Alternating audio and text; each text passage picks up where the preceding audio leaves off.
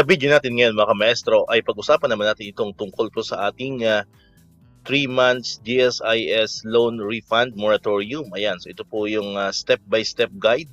Ayan, alamin po natin kung kayo ba ay interested na mag-avail po nitong loan moratorium refund dito po sa GSIS. Ayan, so good news nga mga maestro kasi na-post po ito ng GSIS sa kanilang official page kahapon. Ano po mga maestro, itong tungkol nga dito sa loan moratorium refund. Ayan. So marami po syempre ang nagtatanong, no?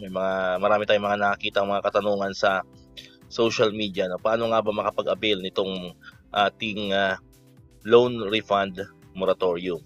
Ayan. So ito po yung step by step, alamin po natin paano siya gagawin. Ayan. So ano nga ba itong ating loan moratorium refund? Ayan, balik ginhawa program ng GSIS, of course.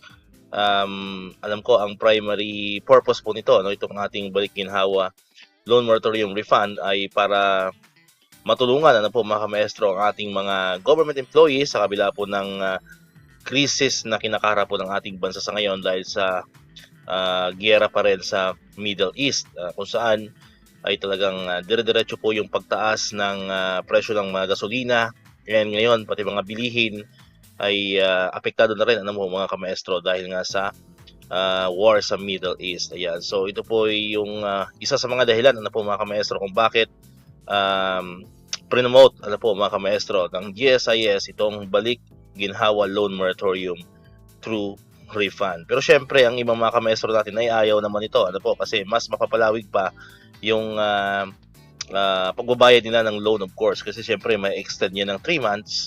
Kasi syempre i-refund natin yung 3 months. So ibig sabihin magtatagal ulit ng another 3 months yung atin pong loan kung mayroon man dito sa GSIS. So ito po yung loan deductions continue while 3 months payments are refunded to members. Ayan, so ibig sabihin mula December, mga kamaestro, yung hulog mo ng December hanggang February 2026. So December 25 to February 2026, yun po yung marirefund po natin.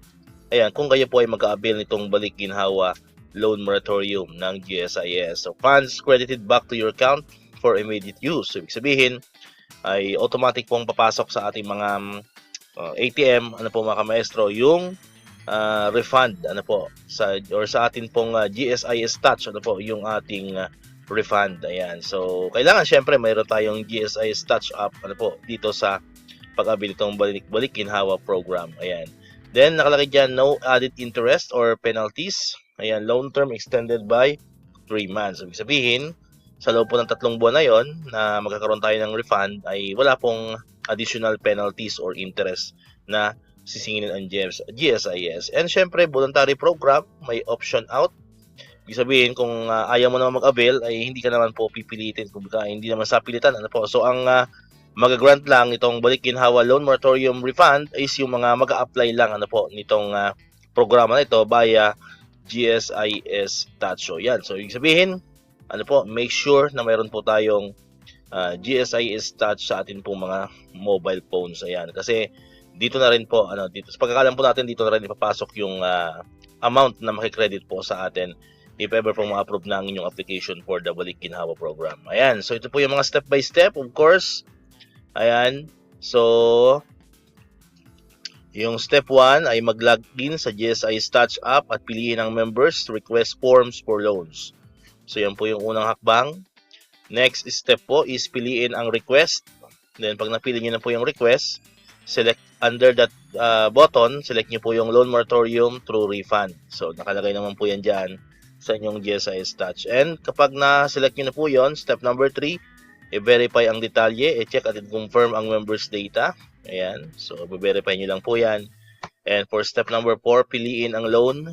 Then piliin ang mga loan na isasama sa moratorium. Ayan, so kung ano-ano yung mga loans na meron po kayo sa GSIS ay pwede nyo po siyang isama. So ibig sabihin hindi lang siya limited sa isang loan.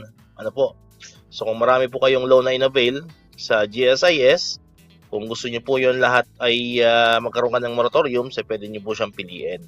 Kung gusto niyo lang naman ng isang loan lang, so pwede namang isa lang ang pipiliin po ninyo. So mayroon po kayong kalayaan pumili kung ano-ano yung mga loan na isasama po ninyo para sa moratorium ng 3 months. And ayan, pagka nakapili na po kayo ng loan, na siyang i-avail po ninyo for refund. Step number 5 ay submit ng request. Ayan, pindutin ang submit button. And syempre, kapag okay na, so antayin na lang natin ma-approve.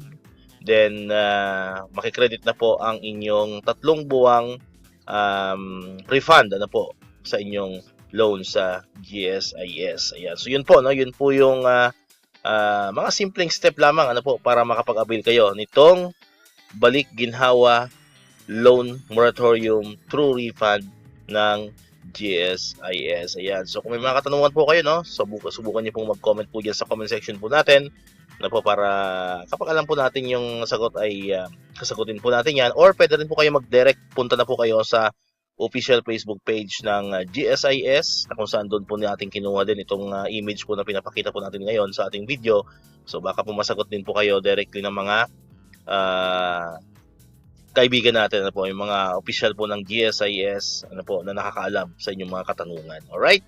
So yun muna po, no? Yun muna po yung video po natin sa araw na ito. Ayan, so ito po muli ang tungkol dito sa ating balik ginhawa loan moratorium through refund, hatid sa atin of course ng Government Service Insurance System or GSIS. Alright, so dito ko natatapos itong ating video ngayon mga maestro. Kung di ka pa nakakapag-subscribe, click mo na ang subscribe button dyan para ko yung unang nakapanood ng mga videos na na-upload natin. Katulad nito, yung mga updates pa rin about sa GSIS and other benefits sa mga teachers and government employees. And syempre, click mo na rin ang notification bell button para ma-notify ka, always updated ka pag may mga bago tayong uploaded na videos. Muli, maraming salamat sa inyong panonood at pakikinig. Once again, El Maestro. See you on my next vlog. Bye-bye!